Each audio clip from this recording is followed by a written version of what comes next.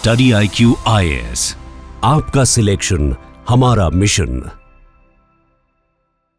Hello and very good evening. फिलहाल बड़ी ही खास खबर आई है ऑस्ट्रेलिया से, क्योंकि प्रधानमंत्री नरेंद्र मोदी इंडोनेशिया के बाद पहुंच गए हैं ऑस्ट्रेलिया। जहां इंडोनेशिया में बहुत कुछ खास हुआ दोनों देशों के बीच, वहीं अब ऑस्ट्रेलिया से खबर यही है कि ऑस्ट्रेलिया तैयार हो चुका है भारत को यूरेनियम देने के लिए, और भारत के प्रधानमंत्री के साथ ही ऑस्ट्रेलिया के प्रधानमंत्री दोनों ने इस मुद्दे पर सहमति जाहिर कर दी है। अब वैसे तो यूरेनियम को जाना जाता है दुनिया भर में दो मामलों में बहुत विशेष। पहला खास मुद्दा ऊर्जा और दूसरी खास मुद्दा परमाणु। अब इस दौरान इन दोनों मामलों में जानते तो हैं, लेकिन भारत के लिए यह समझौता बहुत ज्यादा खास है, क्योंकि बात केवल और केवल यहाँ इन दो सेक्टर तक सीमित नहीं है, बल्कि ये भारत की ऊर्जा सुरक्षा, विविधता, ऊर्जा विविधता और आत्मनिर्भरता, इन सभी मामलों में बहुत ज्यादा महत्वपूर्ण डायमेंशन देने वाला है। साथ ही भारत सरकार ने जो 2047 और 2070 तक के अपने टारगेट डिसाइड किए हुए हैं, वहां पर भी भारत को मदद करने वाला है। और एक बड़ी चुनौती अब खड़ी होने वाली है चीन के लिए, वो वाली बातें भी जानेंगे। बट क्या क्या हो रहा है, आइए सभी बातों को एक बार डिस्कस कर लेते हैं। तो प्रधानमंत्री नरेंद्र मोदी की ऑस्ट्रेलिया यात्रा के दौरान भारत और ऑस्ट्रेलिया ने शांतिपूर्ण परमाणु ऊर्जा के लिए ऑस्ट्रेलियाई यूरेनियम की आपूर्ति को लागू करने में सहमति जताई है। देखिए, दो खास बातें मैंने आपको पहले बता दी कि भाई देखो, यूरेनियम से आप चाहो तो परमाणु बम बना लो, लेकिन आप चाहो तो इसका इस्तेमाल ऊर्जा के लिए भी कर सकते हो। बट भारत और ऑस्ट्रेलिया के बीच जो साझेदारी है वो परमाणु बनाने की नहीं। दरअसल ऑस्ट्रेलिया ने कहा है कि देखो, यूरेनियम तो आपको दे देंगे, लेकिन हाँ, कोई भी इसका काम युद्ध के लिए मत करना, मतलब इसको उपयोग मत करना युद्ध में। हम आपको इसका काम जो रहेगा वो शांतिपूर्ण उद्देश्यों के लिए दे सकते हैं, वहां चीजें संतुलित रहेगी। तो दोनों देशों ने क्रिटिकल मिनरल्स, हरित ऊर्जा, समुद्री सुरक्षा, रक्षा सहयोग और आपूर्ति श्रृंखला को मजबूत करने के मामले में भी और ज्यादा ध्यान दिया। तो चीजें हुई हैं विशेष, और यूरेनियम को इस प्रकार देने के लिए हो गया तैयार। शांतिपूर्ण उद्देश्यों की पूर्ति भारत करेगा। बात केवल और केवल यूरेनियम तक ही सीमित नहीं है, क्रिटिकल मिनरल्स भी देने को तैयार हो चुका है, और साथ ही अलग अलग क्षेत्रों में सहयोग भी करेगा ऑस्ट्रेलिया भारत को। ये चीज भी यहाँ विशेष है। अब यूरेनियम को लेकर के जिस तरह से यहाँ समझौता हुआ दो देशों के बीच, क्यों पूरी दुनिया में एक अलग ही कौतूहलता देखने को मिली। दरअसल यूरेनियम अपने आप में बहुत ज्यादा खास है, और इसी वजह से पूरी दुनिया की नजर अब भारत और ऑस्ट्रेलिया पे बनी हुई है। देखिए, दरअसल यूरेनियम एक रेडियोधर्मी धातु है, और इसका उपयोग मुख्य रूप से परमाणु ऊर्जा संयंत्रों में बिजली उत्पादन, अनुसंधान रिएक्टर, चिकित्सा, संस्थानिक, नौसैनिक परमाणु प्रणोदन यानी कि ईंधन, इन सभी कामों में किया जाता है। यानी कि भाई रेडियो एक्टिव है, लेकिन इसी के साथ साथ बड़ी चीज ये कि इसका उपयोग बहुत ज्यादा है। अलग अलग जगह आपको अपने अपने हिसाब से यूज कर सकते हैं, जैसा आपको उचित लगे। अब जब जब परमाणु का विखंडन होता है, तो बड़ी चीज यह है कि इसमें से अत्यधिक मात्रा में ऊर्जा निकलती है। अगर इसका इस्तेमाल करके कोई देश ऊर्जा उत्पन्न करता है ना, तो मात्र और मात्र 1 किलोग्राम यूरेनियम से ही वो चाहे तो इस दौरान इतनी ऊर्जा प्राप्त कर सकता है जितनी हजारों टन कोयले के माध्यम से प्राप्त होती है।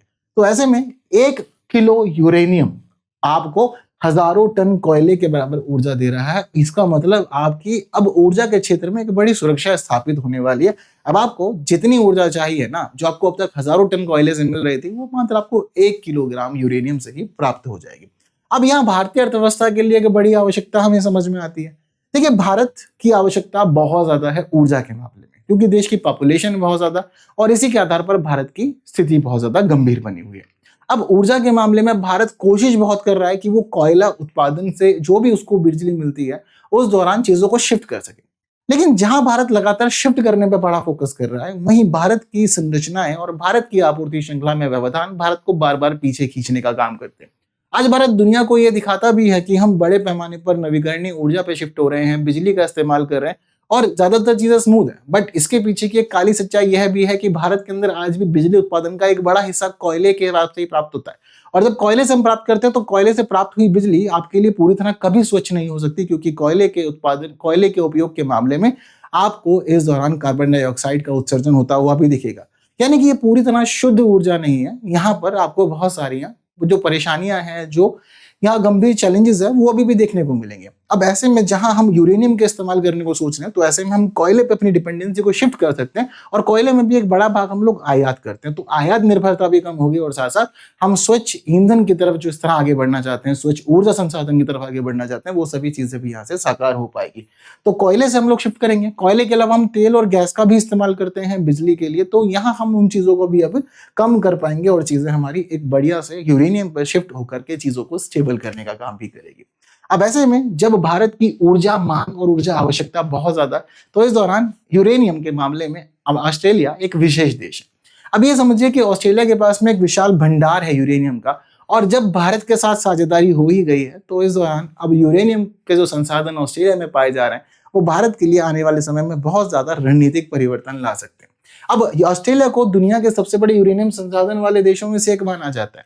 ये भारत के लिए एक बड़ी खास स्थिति है। अब इस दौरान मन में बहुत सारे प्रश्न आ भी रहे होंगे कि भाई ऑस्ट्रेलिया है, दुनिया के सबसे बड़े यूरेनियम संसाधन संपन्न देशों में से एक है, तो फिर ये समझौता अब इतना लेट क्यों हो रहा है और क्यों भारत के लिए चीजें इस तरह बदल रही है कि भारत को ऑस्ट्रेलिया पर नजर डालनी पड़ रही है। ये काम भारत पहले भी कर सकता था, पर पहले क्यों नहीं किया? तो देखो, अगर संसाधन संपन्नता के मामले में देखो तो ऑस्ट्रेलिया सच में बहुत ज्यादा संपन्न है, क्योंकि यूरेनियम के संसाधन बहुत बड़ी मात्रा में है। इसके साथ साथ ही निकल, कोबाल्ट, रेयर अर्थ एलिमेंट्स, ये सब यहाँ पे अच्छे से मिल जाएंगे। अब दूसरी बड़ी चीज ये कि भारत के लिए इस प्रकार भी फायदेमंद है कि भाई लोकतांत्रिक रूप से स्थिर देश है और एक विश्वसनीय रणनीतिक साझेदार हमारे लिए हो सकता है, क्योंकि चीजें हमारी कितनी भी नेगेटिव नहीं है, डिस्प्यूट में नहीं है, हम लोग टकराव में नहीं रहते, तो हमारे लिए आपस में एक स्टेबल साझेदारी हो सकती है। तो ऐसे में भारत को यहाँ ईंधन आपूर्ति, ऊर्जा सुरक्षा और आयात विविधीकरण, इन सभी पक्ष में एक मजबूती देखने को मिलेगी, क्योंकि आज भारत बहुत ज्यादा परेशान है, क्योंकि भारत को अपनी आवश्यकताओं की पूर्ति तो करनी है, बट भारत आयातक देश के रूप में जाना जाता है, जो अलग अलग देशों से ऊर्जा के संसाधनों को आयात करता है और साथ ही साथ उनके माध्यम से बिजली बनाने का काम भी करता है। तो भारत के लिए जिस तरह से साझेदारी है वो भारत को आत्मनिर्भर भी बनाएगी, आपूर्ति श्रृंखला को सुरक्षित भी करेगी और चीजों को स्टेबल करने में भारत को बहुत ज्यादा मदद देगी। वो पक्ष भी हमें यहाँ समझ आता है, क्योंकि भारत के भंडार बहुत ज्यादा सीमित हैं जो उसकी आवश्यकताओं को पूरा नहीं कर सकते हैं, और भारत के अंदर जो यूरेनियम मिलता भी है वो यूरेनियम अच्छी क्वालिटी का नहीं है। अगर इस दौरान भारत अपने यूरेनियम को घरेलू रिएक्टर में इस्तेमाल करता है तो ऐसे में यह घरेलू उत्पादन हमारे देश की आवश्यकताओं को पूरा भी नहीं करेगा। तो चीजें तो बहुत स्टेबल है, बट बड़ा प्रश्न फिर वही कि क्यों अब तक ऑस्ट्रेलिया की तरफ भारत ने पहले नहीं देखा, या ऐसा क्या था कि ऑस्ट्रेलिया भारत को नहीं दे रहा था अब तक यूरेनियम। तो देखिए, इसके पीछे का कारण है भारत और ऑस्ट्रेलिया की ऐतिहासिक स्थिति, और यही यहाँ पर आपको जवाब भी मिल जाएगा। देखिए, दरअसल ऑस्ट्रेलिया ये बात बहुत अच्छे से जानता है कि भाई मेरे पास यूरेनियम है, बट ऑस्ट्रेलिया यह वाली बात भी जानता है कि मेरे देश से यूरेनियम ले जाकर बहुत सारे लोग परमाणु तैयार कर सकते हैं, और जब उन्होंने परमाणु तैयार किया तो ये एक विनाशकारी हथियार है, यानी कि दुनिया में प्रलय लेके आएगा। तो ऑस्ट्रेलिया की एक प्रतिबद्धता है, और वो प्रतिबद्धता यह है कि मैं यहाँ जो भी इस जगह पर भी, जिस भी जगह पर, जैसे भी मैं अपने यूरेनियम को इस्तेमाल करवाऊं, इसका काम होना चाहिए शांतिपूर्ण कार्यों के लिए, यानी कि ये केवल और केवल शांतिपूर्ण कार्यों में ही पूरा इस्तेमाल होना चाहिए।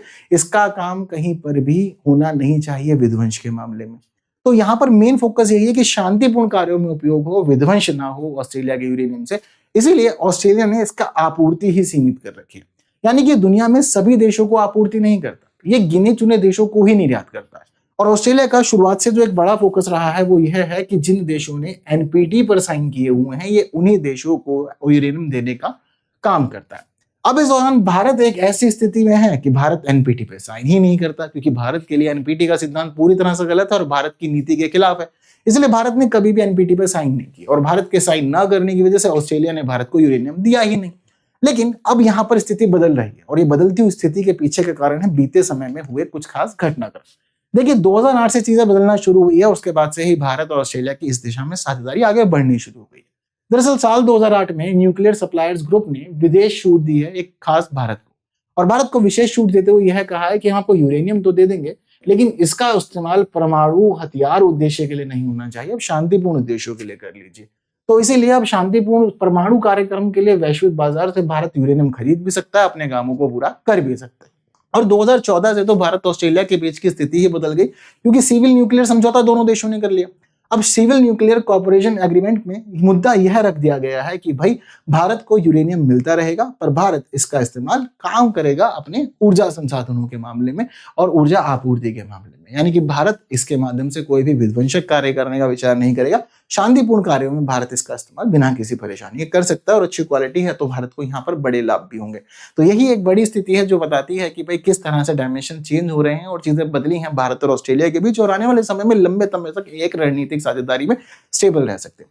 अब दोनों देशों के अंदर जो सिचुएशंस हैं वो भी स्टेबल है, यानी कि लोकतांत्रिक देश हैं, स्थिर कंडीशन के अंदर है, लंबे समय तक साझेदार रह सकते हैं, और इस लंबे समय तक की साझेदारी से भारत को हो जाएंगे विशेष लाभ। ये बहुत ज्यादा बात चीज है।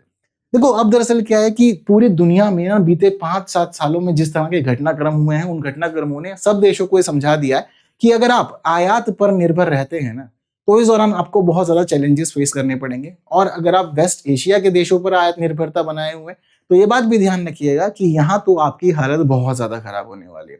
अब एग्जाम्पल के तौर पर आप किसी भी देश को देख लीजिए, चाहे बात कीजिए आप रूस की, या फिर बात कीजिए आप चीन की, या फिर बात कीजिए आप अमेरिका की, या फिर आप बात कर सकते हैं यहाँ वेस्ट एशिया के किसी भी देश की। अब इन सभी देशों ने बीते समय पर यह सिखाया है कि भाई अगर आप हमारे ऊपर डिपेंड हो पूरी तरह से तो आपको जोखिम बहुत फेस करने पड़ेंगे। जैसे कि रशिया के ऊपर यूरोप बहुत ज्यादा डिपेंड था अपनी गैस आवश्यकताओं के लिए, और जैसे ही रशिया ने यूक्रेन पर हमला किया तो यूरोप के देशों ने कहा कि भाई हम आपके साथ साझेदारी रखेंगे ही नहीं, आपने गलत काम किया। अब यहाँ पर निर्भरता इनकी इतनी ज्यादा थी कि स्रोतों में विविधीकरण ही नहीं था, और रशिया से जैसे इन्होंने अपना सप्लाई कट किया उसके बाद यूरोप के अंदर एक बहुत बड़ी समस्या क्रिएट हो गई और बहुत ज्यादा चैलेंजेस फेस करने पड़े, प्राइस बहुत ज्यादा हाइक हो गए, यानी कि चीजें डिस्टर्ब हुई। तो किस तरह से डिपेंडेंसी ने आपको नुकसान पहुंचा यहाँ पता लगा। चीन ने पिछले साल अमेरिका के साथ चल रही प्रतिस्पर्धा में पूरी दुनिया को एक ऐसी आफत में डाल दिया जिससे निकलने में आज भी सभी देश लगे हुए हैं। जहां एक तरफ अमेरिका खुद को महान बनाने की होड़ में डोनाल्ड ट्रंप के आने के बाद से कह रहा था कि मैं टैरिफ लगाऊंगा, प्रतिबंध लगाऊंगा और वही काम करूंगा जो अमेरिका के हित में, तो चीन ने कह दिया कि लगा लो प्रतिबंध, मैं आपको रेयर अर्थ एलिमेंट्स ही नहीं दूंगा। इसने यहाँ पर निर्यात ही बंद कर दिया। और वेस्ट एशिया के बीते दिनों हुए संघर्ष में ये समझ में आया कि अगर आप तेल के लिए, गैस के लिए और उर्वरकों के लिए आप निर्भर हैं अभी मिडल ईस्ट कंट्रीज पे, तो ऐसे में ध्यान रखिएगा कि आपके लिए बड़े ही नुकसानदायक स्थिति बना सकते हैं। मतलब जोखिम यहाँ पर भी विशेष है और चीजों को काफी नुकसान दे रहे हैं। तो अब इस दौरान जहां पर हम कुछ सीख हम ले चुके हैं, वहां भारत को इतना समझ में आ रहा है कि भाई इस समझौते के होने के बाद में ना महत्व चीजें बहुत ज्यादा हो गई हैं। क्यों हो गई है? क्योंकि रशिया यूक्रेन वॉर की वजह से जो ऊर्जा आपूर्ति है वो पूरी दुनिया में बाधित है। तो इस दौरान भारत का अगर इन चीजों में शेयर कर लेता है सभी चीजों को ऑस्ट्रेलिया से, तो भारत केवल उत्पादन ही नहीं करेगा बल्कि निर्यात पर भी ध्यान दे सकता है। चीजें काफी स्टेबल और भारत के लिए लाभदायक होगी। वहीं अमेरिका और चीन की रणनीतिक प्रतिस्पर्धा से भी बहुत नुकसान हुआ दुनिया के देशों को। टैरिफ की बात कर लीजिए, रेयर अर्थ एलिमेंट्स की, और आज के समय में क्रिटिकल मिनरल्स और रेयर अर्थ एलिमेंट हर जगह यूज हो रहे हैं। कोई भी टेक्नोलॉजी है, चाहे स्पेस टेक्नोलॉजी है, चाहे मेडिकल सेक्टर है या फिर डिफेंस सेक्टर है या इलेक्ट्रॉनिक्स, हर जगह पर चीजों का यूज हो रहा है। तो ऐसे में भारत का रेयर अर्थ एलिमेंट यानी कि क्रिटिकल मिनरल्स के लिए हुआ समझौता ऑस्ट्रेलिया के साथ और यूरेनियम का समझौता, ये बहुत सारे मामलों में भारत को वैश्विक श्रृंखला से जोड़ने के लिए भी मदद करेगा और साथ ही सहयोग में भी यहाँ भारत को मदद करेगा। तो दुनिया के अंदर जो आपूर्ति संकट के आशंका बढ़ी है, वो चीजें बहुत कुछ स्टेबल हो सकती हैं। वहीं हरित ऊर्जा की दौड़ पूरी दुनिया में, सबको यह चाहिए कि जलवायु परिवर्तन नुकसान पहुंचा रहा है तो कुछ भी करके अपने आप को नवीकरणीय ऊर्जा पर केंद्रित करना है। अब इलेक्ट्रिक वाहन, बैटरी, सौर ऊर्जा और परमाणु ऊर्जा की दिशा में सारे देश काम तो कर रहे हैं, लेकिन इन देशों के अंदर चल रहा काम कहाँ निर्भर करता है? क्रिटिकल मिनरल्स पे, रेयर अर्थ एलिमेंट्स पे। कहाँ से मिलेंगे? रेयर अर्थ एलिमेंट्स के लिए इंपॉर्टेंट देश चाइना है जो निर्यात नहीं करना चाहता। ऐसे में क्रिटिकल मिनरल्स आपके पास में विकल्प है, पर उसके लिए देशों के बीच में साझेदारी होना जरूरी है, क्योंकि जिन देशों के पास में इसके संपन्न संसाधन है वो आपको देंगे नहीं तो आपका काम पूरा होगा नहीं। ये वाली चीजें भी यहाँ पर महत्वपूर्ण हो जाती है। और वहीं बात करें चीन की, तो चीन के लिए भारत और ऑस्ट्रेलिया के बीच हो रहा समझौता अपने आप में आने वाले समय में बड़े चैलेंजेस क्रिएट करने वाला है। जहां एक तरफ भारत बड़े पैमाने पर चीन पर डिपेंड है, वहीं ऑस्ट्रेलिया भी अपने व्यापार की बड़े साझेदारी चीन से बनाए हुए। अब देखिए, वैसे तो खैर ऑस्ट्रेलिया यूरेनियम का एक प्रमुख ऑस्ट्रेलिया एक प्रमुख उत्पादक देश है, बहुत अच्छे संसाधन है ऑस्ट्रेलिया के पास में। अब जहां ऑस्ट्रेलिया के पास यूरेनियम के बहुत मजबूत संसाधन है, और ऐसे में चीन जो एक खास शक्ति है, पर वो शक्ति ऑस्ट्रेलिया के यूरेनियम का बड़ा आयातक है। अब सोचने वाली बात यह है कि ऑस्ट्रेलिया के पास अपना खुद का कोई यूरेनियम प्रोग्राम नहीं है, लेकिन इस दौरान ऑस्ट्रेलिया फिर भी उत्पादन तो करता है यूरेनियम का। तो ये जाता कहाँ है? तो ऑस्ट्रेलिया यूरेनियम का उत्पादन करके उसकी बड़ी मात्रा शेयर करता है चाइना के साथ में, यानी कि चाइना की एक बड़ी डिपेंडेंसी है। लेकिन यहाँ जहां एक तरफ चाइना की डिपेंडेंसी है, वहीं चाइना से मिल रहा है ऑस्ट्रेलिया को धोखा। दरअसल चीन ने ऑस्ट्रेलिया के अलग अलग उत्पादों पर लगा रखा है प्रतिबंध, जिसमें जौ, वाइन, इस तरह के पदार्थ शामिल है। तो अब यहाँ पर ऑस्ट्रेलिया हो चुका है बहुत ज्यादा परेशान, और ऑस्ट्रेलिया मेन फोकस यह कर रहा है कि अगर मैं चीन पर डिपेंड रहूंगा तो ये मेरी चीजों को नुकसान पहुंचाएगा, और जरूरी है कि विविधीकरण होना चाहिए। और बीते काफी समय से इनकी आपस में अनबन चल रही है, और उसी अनबन के बीच में भारत यहाँ पर फायदा उठा करके एक वैकल्पिक स्रोत बन सकता है ऑस्ट्रेलिया के लिए, और यहाँ से अपनी आवश्यकताओं के अनुरूप यूरेनियम प्राप्त कर सकता है। वहीं दूसरी बड़ी चीज ये है कि ऑस्ट्रेलिया से प्राप्त किया गया यूरेनियम चीन के लिए केवल एक संसाधन नहीं है, बल्कि चीन के लिए एक विशेष उत्पाद है। दरअसल इस दौरान खास चीज ये है कि चीन केवल उत्पादन ही नहीं करता खास पदार्थों का, बल्कि वो प्रसंस्करण पे भी काम करता है। और रेयर अर्थ प्रोसेसिंग का लगभग 85 से 90% वैश्विक क्षमता यही संभालता है। ग्रेफाइट प्रोसेसिंग में 90% से अधिक का प्रसंस्करण दिखता है। लिथियम रिफाइंस में 60 से 70% दिखता है, और कोबाल्ट रिफाइनिंग में लगभग 70 से 75% दिखता है। इसका मतलब ये है कि प्रसंस्करण के ऊपर इसका विशेष ध्यान है, और यहाँ ये मजबूत स्थिति में। तो इस दौरान यह जो भी यूरेनियम प्राप्त करता है ऑस्ट्रेलिया से, प्रसंस्करण के माध्यम से उसकी चीजों को और बेहतर बनाकर दुनिया भर में जहां कहीं भी वो उसको भेजता है, वहां से ये विशेष आर्थिक लाभ भी प्राप्त करता है। इसी के साथ साथ अपनी आवश्यकताएं भी पूरी करता है। तो इस दौरान अब ऑस्ट्रेलिया की जो चाहत है वो है विविधीकरण की, और विविधीकरण के लिए भारत एक बेहतर विकल्प है। एक बहुत बड़ी आबादी और एक बहुत ही खास बाजार, इस दौरान इतना भी ऑस्ट्रेलिया को पता है कि भारत की आवश्यकताएं बहुत ज्यादा है, इसलिए निरंतर भारत की मांग रहेगी और ऑस्ट्रेलिया की तरफ से भारत की मांग को निरंतर पूरा करना ऑस्ट्रेलिया की अर्थव्यवस्था को स्टेबल भी रख सकता है और साथ ही साथ भारत के साथ दीर्घकालीन संबंधों को मेंटेन भी करके रख सकता है। वहीं साथ ही साथ जिस तरह की स्थिति ऑस्ट्रेलिया और भारत की है, ये दोनों ही देश इस तरह के हैं कि ये क्वाड के अंदर आपसी साझेदार बने हुए हैं। इसके अलावा अन्य मंचों पर भी ये आपस में चीजों को शेयर करते हैं और एक बड़ी चीज है एक खास इंडो पैसिफिक के मामले में कि भाई मुक्त रहना चाहिए। तो चीन यहाँ जहां एक तरफ हस्तक्षेप करता है इंडो पैसिफिक के मामले में, वहीं भारत और ऑस्ट्रेलिया दोनों इस तरह का मुद्दा रखते हैं कि ये स्थिति मुक्त रहनी चाहिए। तो दोनों देशों के बीच फायदे बहुत है और इस तरह अगर दोनों देश चीजों को मेंटेन कर लेते हैं तो लंबे समय तक साझेदारी भी अच्छी चलेगी और भारत के सारे लक्ष्य चाहे 2070 तक नेट जीरो होना हो या फिर 2047 तक अपनी ऊर्जा आवश्यकताओं को पूरी करनी या लक्ष्यों की प्राप्ति की बात हो, ये सब कुछ भारत अचीव कर सकता है बहुत ज्यादा अच्छे से। इसलिए भारत के लिए साझेदारी का महत्व बहुत ज्यादा है। ऊर्जा सुरक्षा आ जाएगी, 2047 तक 100 गीगावाट परमाणु ऊर्जा क्षमता प्राप्त करना चाहता है भारत, प्राप्त कर पाएगा और निरंतर यूरेनियम आपूर्ति की वजह से ऑस्ट्रेलिया के साथ एक विश्वसनीय लोकतांत्रिक साझेदारी भी बनी रहेगी।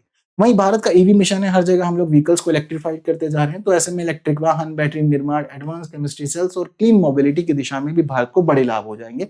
इसके साथ साथ लिथियम, निकल, कोबाल्ट, जो ये भारत की आवश्यकता क्रिटिकल मिनरल्स की है, वो भी ऑस्ट्रेलिया से पूरी हो जाएगी क्योंकि क्रिटिकल मिनरल्स के लिए भी इन लोगों ने समझौता कर लिया। सेमीकंडक्टर की स्थिति भी मजबूत है क्योंकि भारत लगातार सेमीकंडक्टर की दिशा में आगे बढ़ रहा है, मजबूत शक्ति बनना चाहता है और इंडिया सेमीकंडक्टर मिशन 2.0 भी शुरू कर दिया। तो इस दौरान भारत को ऑस्ट्रेलिया से मिलने वाले तत्व खास मदद कर सकते हैं जिनमें क्रिटिकल मिनरल्स विशेष है। और इसके अलावा रक्षा क्षेत्र, तो आज के समय में रक्षा क्षेत्र में आगे बढ़ना तो भी क्रिटिकल मिनरल चाहिए और वो भी जब इसको यहाँ मिल जाएंगे तो ऐसे में चीजें इसकी रक्षा की दिशा में भी आगे मजबूत हो जाएगी। और बड़ी चीज ये है कि भारत से ऑस्ट्रेलिया आने जाने के मामले में कोई खास व्यवधान भी नहीं है, तो आपूर्ति श्रृंखला के प्रभावित होने की संभावनाएं भी हमें कम ही दिखाई देती है, यानी कि व्यवस्था सुरक्षित तौर पर है। तो यही है इस पूरे घटनाक्रम का मामला जो आपको जानना समझना जरूरी था। चीजें इंपॉर्टेंट थी, एग्जामिनेशन में काम बहुत ज्यादा आएगी। चलिए इन्हीं बातों के साथ आपको एक खास बात और बता देते हैं और वो खास बात यह है कि अगर आप लोग स्टडी आईक्यू के साथ पेड बैचेस में जुड़ना चाहते हैं तो फिलहाल आपके लिए बहुत ही खास मौका है क्योंकि स्टडी आईक्यू आप लोगों को दे रहा है खास मौका सेल के तहत। अगर स्टडी आईक्यू आप लोग जुड़ना चाहते हैं हमारे हिंदी बैच में तो देखिए आइए हिंदी बैच में 27, 28 और 29 के हिंदी बैचेस अवेलेबल है और किसी भी बैच में अगर आप ज्वाइन करते हैं स्टडी आईक्यू के तो आपको मिल रहा है एक खास डिस्काउंट क्योंकि फिलहाल आपके लिए अवेलेबल है 50% की सेल और साथ ही साथ आप लोग जो भी कोर्स में ज्वाइन करेंगे सारी सुविधाएं आपको मिलेगी क्योंकि 2027, 28, 29 के बैचेस तो अवेलेबल है लेकिन बैचेस अवेलेबल है स्मार्ट मॉडल पे क्योंकि आपको यहाँ क्लासेस मिलेंगी जो क्लासेस स्ट्रक्चर्ड रहेंगी। पहले बेसिक तैयार करवा जाएगा फिर एडवांस लेके आएंगे और 1000 से अधिक घंटे क्लासेस में आपको पूरा सिलेबस कवर होगा, answer writing, CSAT, current affairs सब कुछ आपको मिलेगा। मेंटरशिप भी अवेलेबल है ताकि आपकी प्रॉब्लम्स को सॉल्व किया जाए। आपको यहाँ असेसमेंट मिलेंगे ताकि आपको जो भी इश्यूज हैं उनको अच्छा किया जा सके, सुधारा जा सके, चीजों को बेहतर बनाया जा सके और आपको तैयारी में मजबूत किया जा सके। रिवीजन आपके नॉलेज को कंसोलिडेट करेगा और साथ ही टेस्ट इस दौरान आपको इवैल्यूएट करने में मदद करेंगे आपके खुद की स्थिति। तो बेहतर है सभी चीजें, बस KL लाइव कोड यूज करना है, बेनिफिट लेने के लिए आपकी चीजें हो जाएंगी बहुत ज्यादा अच्छी। और जब कभी आप KL लाइव कोड यूज करते हैं तो देखिए कूपन कोड को यहाँ पर इस तरह से एंटर करना है जिससे कि आपकी जो चीजें हैं वो आपके लिए बेनिफिशियल रहे क्योंकि बहुत सारे एस्पिरेंट्स अप्लाई करना भूल जाते हैं बट अप्लाई किए बिना आपको डिस्काउंट नहीं मिलेगा। तो अप्लाई करना ना भूलें, यह डिस्काउंट के लिए आपको फायदा है। और इसके अलावा जुड़ सकते हैं मेरे साथ भी अलग अलग प्लेटफॉर्म पे, तो जुड़िएगा जरूर। क्लास की पीडीएफ एंड अपडेट आपको टेलीग्राम चैनल पर मिल ही जाएगी। तो आज के लिए इतना ही, बस जुड़े रहिए, पढ़ते रहिए, सीखते रहिए, समझते रहिए, चलते रहिए आगे मेरे और स्टडी आईक्यू के साथ। फिर होगी मुलाकात आने वाले क्लासेस में कुछ नए विषयों के साथ। तब तक के लिए दीजिए मुझे विदा। Thank you so much, see you soon, जय हिंद। स्टडी IQ IAS, आपका सिलेक्शन हमारा मिशन।